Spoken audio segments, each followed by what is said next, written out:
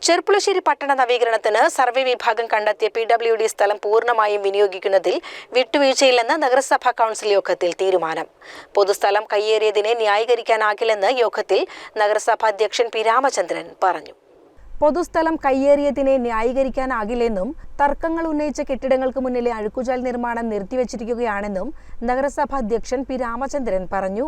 വിഷയത്തിൽ P. മമ്മിക്കുട്ടി MLAയുടെ സാന്നിധ്യത്തിൽ വകുപ്പുകളുമായും കരാർ കമ്പനി ഉദ്യോഗസ്ഥരുമായും ചർച്ച നടത്തുമെന്നും അദ്ദേഹം വിശദീകരിച്ചു.